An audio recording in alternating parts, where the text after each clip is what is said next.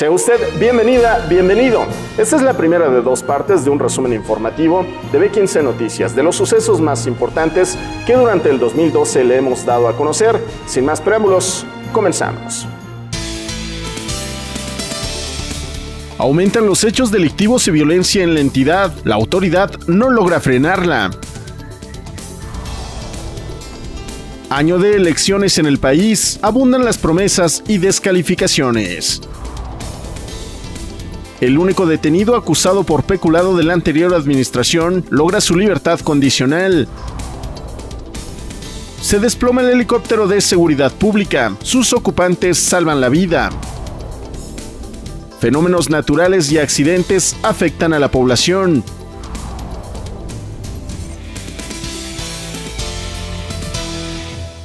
El aumento de la delincuencia de hechos delictivos durante el 2012 ha sido una constante y han quedado en promesas los discursos electorales. A inicios de este año, la máxima casa de estudios, la Universidad Autónoma de Zacatecas, en su campus Siglo XXI, fue víctima de una balacera, una persecución entre policías y delincuentes. Fueron baleadas con armas de alto impacto las instalaciones de la Universidad Autónoma de Zacatecas al registrarse en las inmediaciones del campus Siglo XXI una persecución entre policías y delincuentes. Se dio un conato de enfrentamiento entre elementos de la Policía del Estado y, al parecer, grupos que pretendían liberar a algunos detenidos.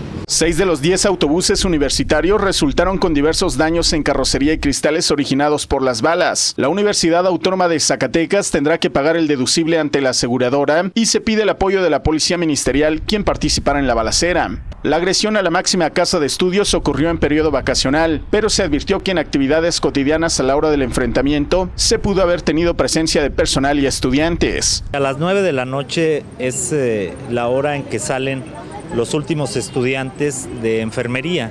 De haber sido en un día normal de clases, sí nos hubiera afectado. Al menos 3 balaceras se han registrado en la entidad durante las últimas horas del 2011 y en los primeros minutos del 2012, dejando varias bajas de elementos pertenecientes a la delincuencia organizada.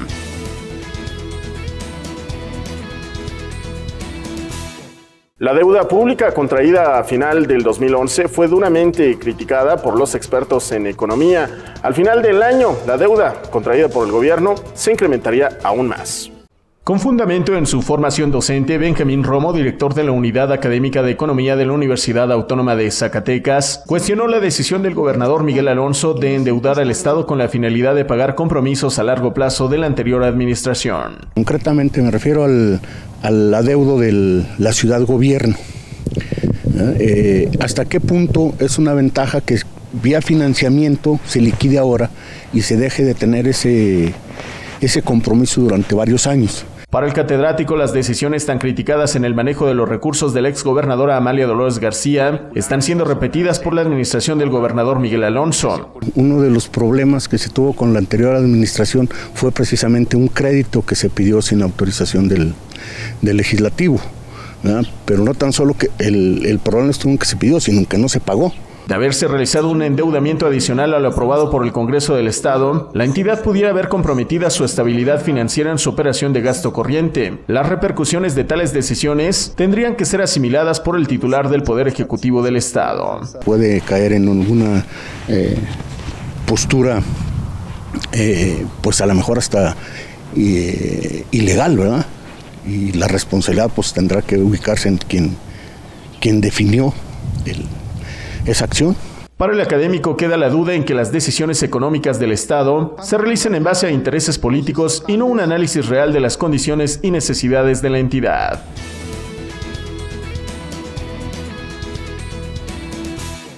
A inicios del mes de febrero llegaba el nuevo comandante de la 11ª Zona Militar, el general Bernardo Solís. Le tocó casi durante 10 meses enfrentar a la delincuencia organizada en uno de los estados donde la Secretaría de la Defensa Nacional tuvo mayores enfrentamientos con los grupos delictivos.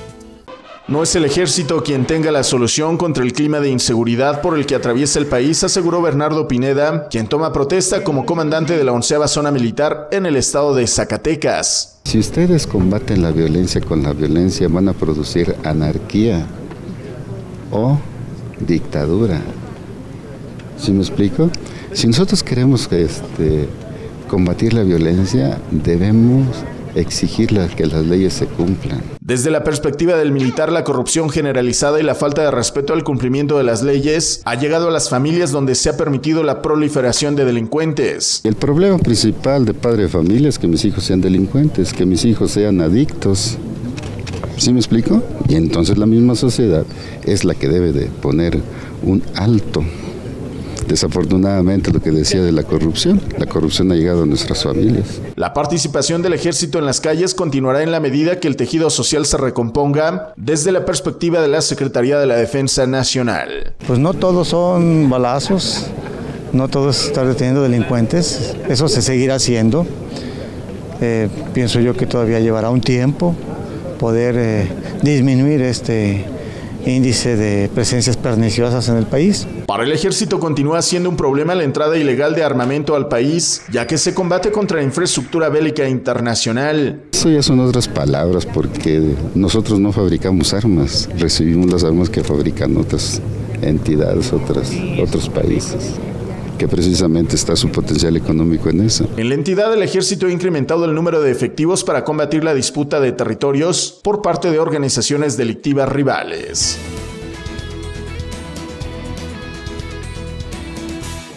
El 14 de febrero era detenido en la Ciudad de México Eduardo Ruiz Fierro, oficial mayor de la exgobernadora Amalia Dolores García Medina, acusado de peculado. Estaría algunos meses en prisión, al final obtendría su libertad condicional. El oficial mayor en la administración de la exgobernadora de Zacatecas, Amalia Dolores García, permanecerá recluido en el Cerezo de Cieneguillas por 144 horas, mientras sus abogados estudian las acusaciones de tráfico de influencias y negociaciones ilícitas formuladas por la Contraloría del Gobierno del Estado. Las audiencias del caso son públicas en la modalidad de juicio oral. Que permanecerá usted detenido por el plazo de retención judicial, es decir, por el plazo que se amplió para resolver su situación jurídica. El exfuncionario negó la publicación de sus datos personales durante el juicio, por lo que Eduardo N., quien permanece en calidad de inocente, escuchó las acusaciones del Ministerio Público, entre las que destacan la coautoría en adjudicación de obra pública sin licitación, pérdida de documentos en los expedientes y aumento de costos en los contratos. De ese universo de 90 contratos, en 18 de ellos se ha determinado hasta el momento una diferencia por el importe de 15.598.571 pesos con 47 centavos en relación al monto pagado al proveedor y el valor que existía del producto en el mercado al momento de efectuar la venta. Luego de la primera audiencia, el equipo defensor, quien viajó desde la Ciudad de México, aseguró tener la confianza en liberar al ex oficial mayor. Sabemos que es inocente y una vez que nos impongamos de los autos, bueno, pues procederemos a hacer las referencias relativas que correspondan. Los abogados de Eduardo N., quienes refirieron la identidad de su cliente, confían en que el caso se concrete en términos legales y no se involucre en cuestiones políticas. Nosotros nos limitamos al entorno jurídico, es donde debemos responder y donde debemos acreditar las defensas que la ley le conceda al señor Eduardo Ruiz Fierro. El exoficial mayor llegó a Zacatecas bajo recomendación de la entonces diputada federal Amalia Dolores García, quien después lo sumó a su primer círculo de colaboradores en la pasada administración.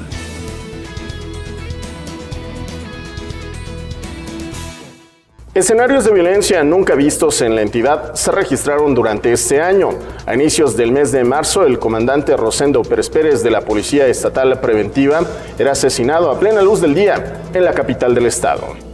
Fue asesinado Rosendo Pérez Pérez, comandante de la Policía Estatal del Estado de Zacatecas. El uniformado, que se encontraba en su día de descanso, circulaba en un automóvil compacto de su propiedad cuando se detuvo en un semáforo cercano a las instalaciones de la Policía Municipal Capitalina. Ahí, un grupo de sujetos armados que viajaban en una camioneta de reciente modelo se emparejaron al vehículo del comandante y le dispararon en al menos 5 ocasiones en tórax y rostro, privándole de la vida. Los agresores permanecieron en el lugar hasta que la luz del semáforo les indicó que siguieron huyeran y se mantienen en calidad de desconocidos para las autoridades. El gobernador de la entidad ha mantenido un hermetismo en los detalles del asesinato por tratarse de una investigación en curso. Investigando no podemos hasta este momento dar más detalles porque estamos en proceso de indagación de cuál fue el móvil, cuál fue la situación que generó, digamos, este lamentable hecho, pero el comunicado dará algunos pormenores y evidentemente en su momento, con más detalles, se habrán de dar detalles adicionales. Según el comunicado 485 del gobierno del estado, el comandante Rosendo Pérez encabezó el operativo que logró la captura de un grupo de 8 personas en la comunidad San Cristóbal del municipio de Fresnillo el pasado 20 de febrero, y esta sería la principal línea de vinculación que sigue el Ministerio Público para dar con los responsables del homicidio.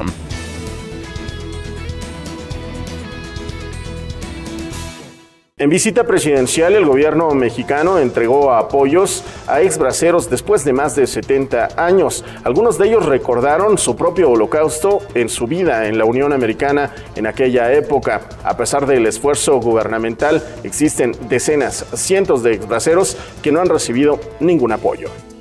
Tuvieron que pasar más de 70 años para que los migrantes mexicanos que durante la Segunda Guerra Mundial acudieron a la Unión Americana para trabajar en el campo recibieran parte de sus liquidaciones. Por su aportación en mano de obra se les llamó braceros. A pesar de haber sido invitados a trabajar, su entrada al vecino país del norte estuvo llena de vejaciones. Me encerraron en una vitrina y con toda y ropa me bañaron en polvo y luego me sacaron para meter a otro. Decían que era para desinfectarnos. El gobierno mexicano recriminó a las autoridades norteamericanas la forma con que fueron y son tratados los migrantes. No fueron ningunos colados, ni inmiscuidos, ni metiches a Estados Unidos. Fueron invitados por el gobierno de Estados Unidos. Y por eso se les debió haber tratado y se les debe de tratar hoy a los migrantes mexicanos como lo que son, como invitados. En la Segunda Guerra Mundial, los braceros vivieron como presos en la Unión Americana, ya que eran tratados de forma inhumana, recuerdos que aún prevalecen. Trabajábamos hasta 13 horas.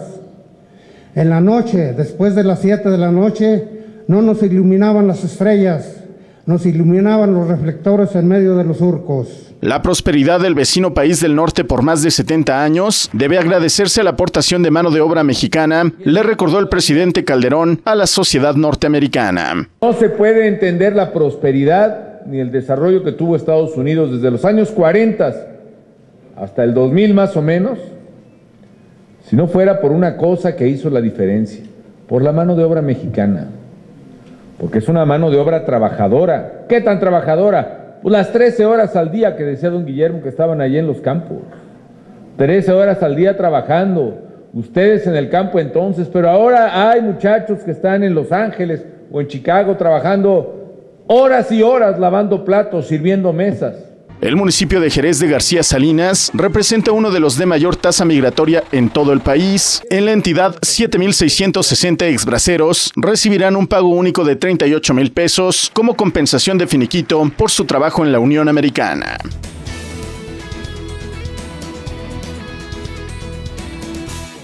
Con eventos masivos iniciaron las campañas electorales de este año. Fueron meses de acusaciones, descalificaciones y promesas que la ciudadanía todavía está en espera de que sean cumplidas.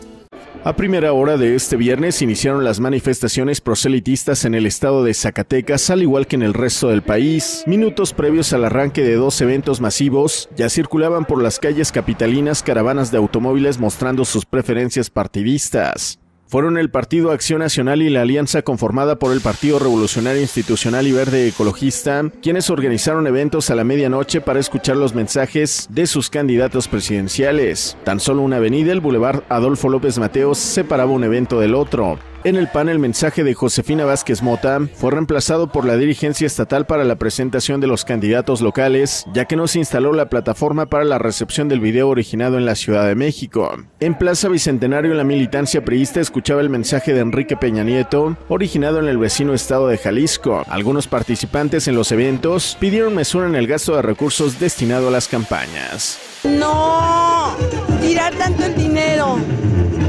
sino que se aproveche lo mejor posible. El Partido Nueva Alianza, PRD, Partido del Trabajo y Movimiento Ciudadano iniciarán los eventos de campaña masivos durante el fin de semana.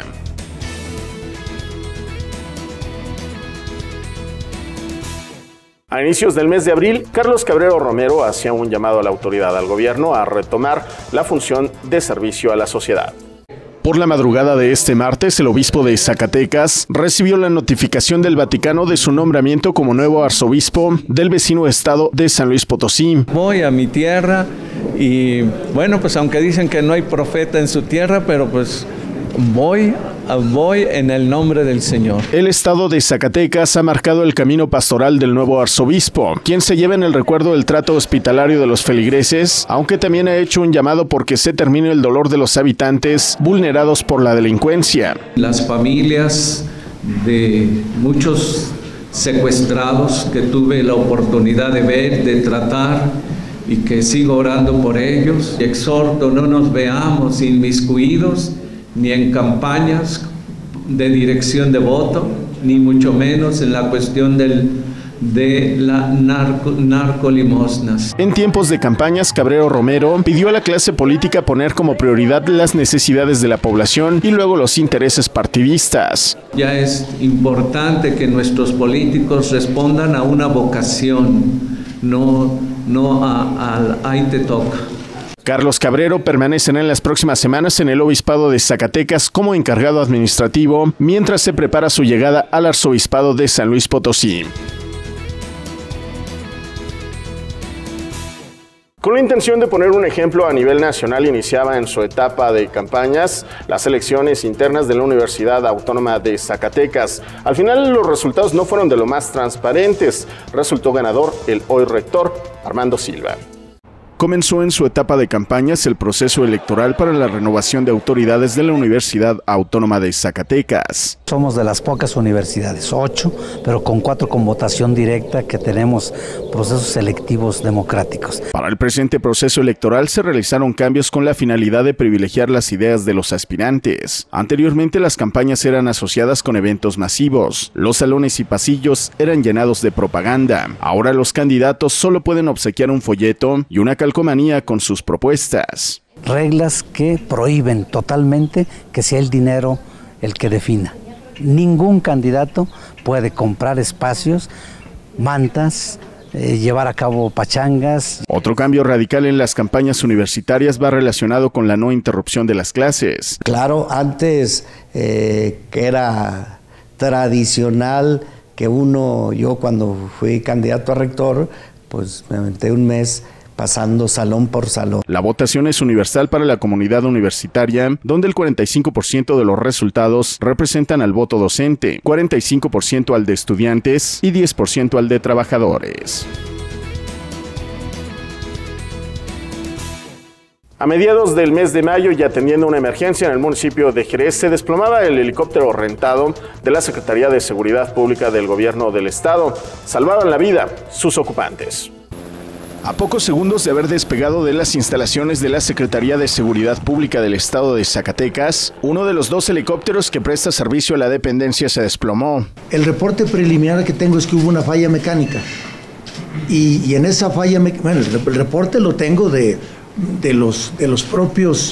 propio piloto y de los propios ocupantes del helicóptero. En la aeronave viajaban 3 personas, entre ellos el secretario de Seguridad Pública de la entidad, general Jesús Pinto Ortiz. Iba el general Bosque, el general Pinto y el piloto. Entre los escombros, los ocupantes recibieron atenciones médicas pocos minutos después del percance y fueron trasladados con vida a las instalaciones de la 11ª Zona Militar, donde se recuperan. Sí, están en la enfermería del ejército, están bien atendidos. Están ilesos, sí tienen algún golpe, tienen algún moretón, esperemos que no haya alguna otra cosa. El secretario de Seguridad se dirigía al municipio de Jerez de García Salinas para atender personalmente el operativo implementado por el ataque armado a integrantes de la Policía Municipal en esa demarcación. Iban para Jerez. La zona del desplome ha sido acordonada por elementos militares, quienes resguardan el trabajo de peritos en aeronáutica. Información que, junto con las versiones del piloto y pasajeros, determinarán la causa del accidente.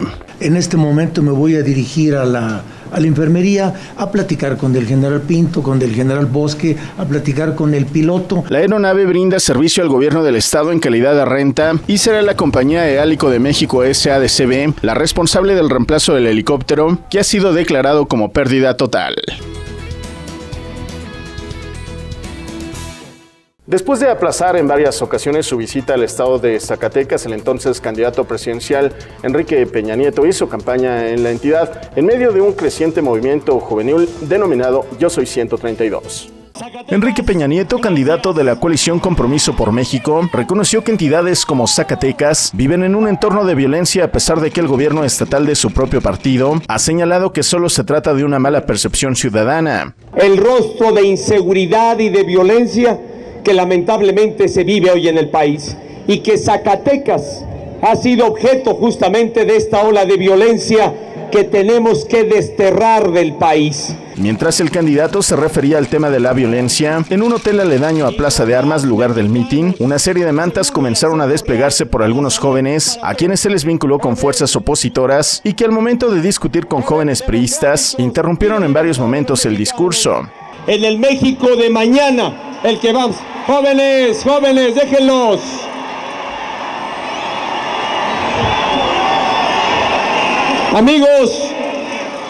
Amigos de allá arriba, déjenlos, no cedamos a la provocación.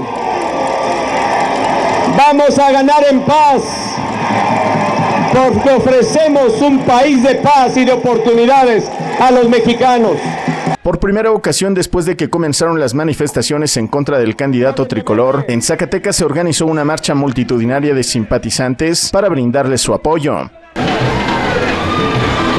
En Zacatecas, Enrique Peña Nieto firmó 5 compromisos, entre los que destacó la modernización del campo en una de las entidades más afectadas por la sequía. Y la modernización del campo que debe permitir que Zacatecas y todas las entidades del país contribuyan a la seguridad alimentaria, que será la mejor manera de abaratar los precios de los productos básicos, de los productos que consumimos, para que dejemos de importarlos y sea en tierra mexicana donde produzcamos lo que aquí comemos. Estos son los proyectos para Zacatecas.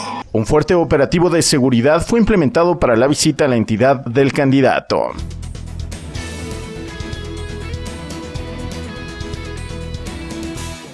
A propuesta del gobernador de Veracruz, Miguel Alonso, gobernador de Zacatecas, se iniciaba la aplicación de las pruebas antidoping en la entidad, siendo él el primero en aplicárselas. Instruyó a todo su gabinete a realizarse dichas pruebas. Hasta la fecha, a excepción del examen del gobernador, ningún resultado ha sido publicado.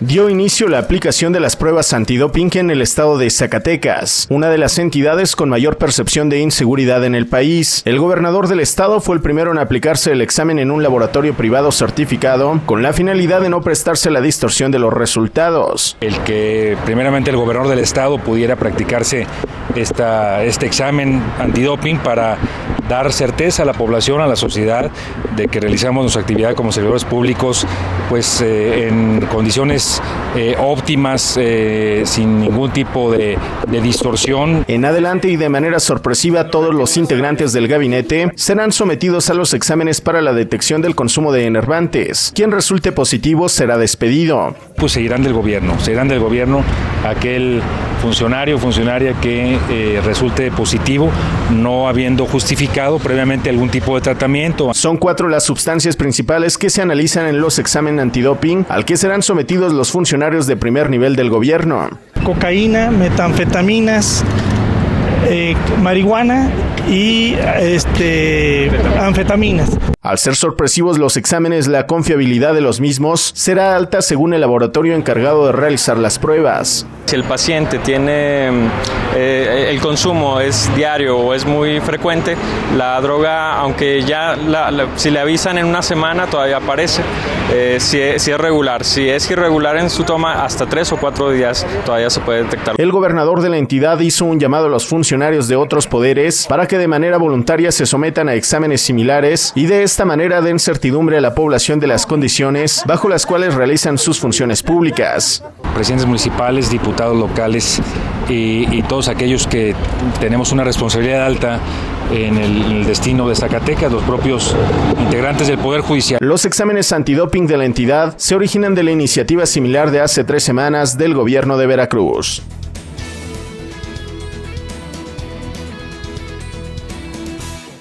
En medio de una lucha contra la delincuencia organizada, trabajadores pertenecientes a la Dirección de Servicios Periciales de la Procuraduría de Justicia del Estado de Zacatecas denunciaban falta de apoyo y equipamiento.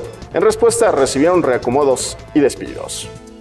Los peritos investigadores son la parte medular para el inicio de las investigaciones atendidas por la Policía Ministerial, pero a pesar de haber redoblado sus esfuerzos tras instaurarse la aplicación de los juicios orales en el estado de Zacatecas, el sueldo para los peritos en esta entidad es de los más bajos en el país dentro de las actividades profesionales especializadas. Mi sueldo es de 1,800 quincenales. Ese es mi sueldo. ¿Para qué alcanza?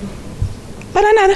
Con un sueldo promedio relativo a los $130 por quincena, los peritos han solicitado en repetidas ocasiones la homologación de su salario. De su trabajo con alto grado de especialidad depende en gran medida la integración de los expedientes para la correcta impartición de justicia en una de las zonas más violentas del país. Tengo 6 años en esta dirección, hay compañeros que tienen 12 años y no ha habido un aumento significativo.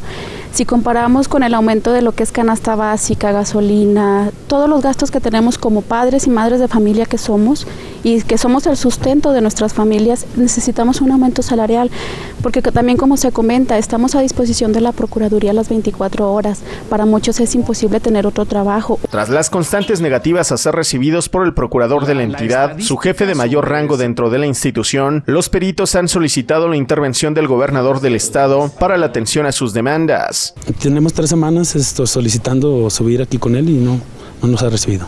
En los últimos años, el aumento de la delincuencia en la región ha demandado un mayor equipamiento para el trabajo de los peritos, sin mencionar el alto riesgo que corren al atender los incidentes relacionados con hechos de violencia. Nosotros corremos mucho riesgo, desde el traslado que hacemos a todos los distritos, entonces, y pues en la actualidad la delincuencia cómo se encuentra. Por toda respuesta y previo al encuentro con el mandatario, los directivos de la Procuraduría del Estado pidieron aguantar a los peritos a que las condiciones presupuestarias mejoren. Hay que ser leales a nuestras convicciones, y la principal convicción de la gente que yo veo aquí, que conozco, creo que todos los conozco, toda la organización.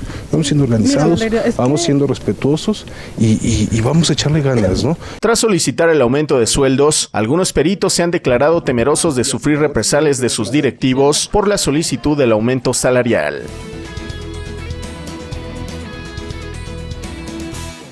En contraste al escenario de sequía, más de un centenar de personas resultaron afectadas luego de la caída de una tromba en el municipio de Luis Moya.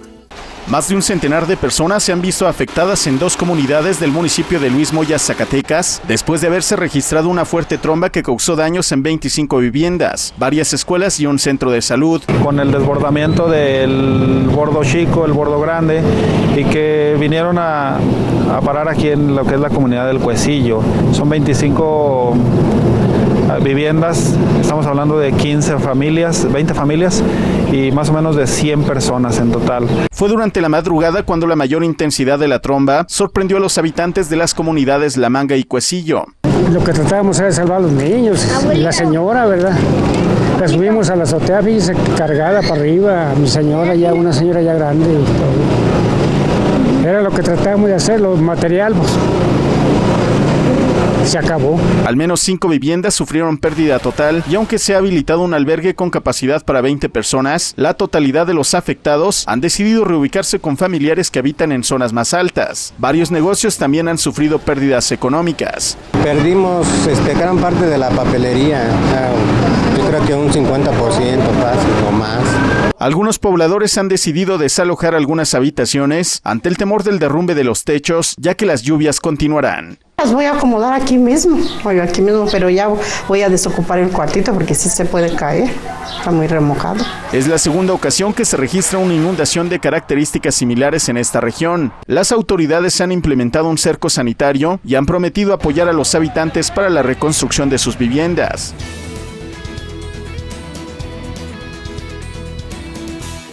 De esta manera concluimos el primero de 2 programas especiales de nuestro anuario informativo. Le invito a que nos acompañe en nuestra próxima emisión, donde estaremos haciendo un recorrido de la segunda mitad del 2012. Que tenga usted un excelente día. Hasta pronto.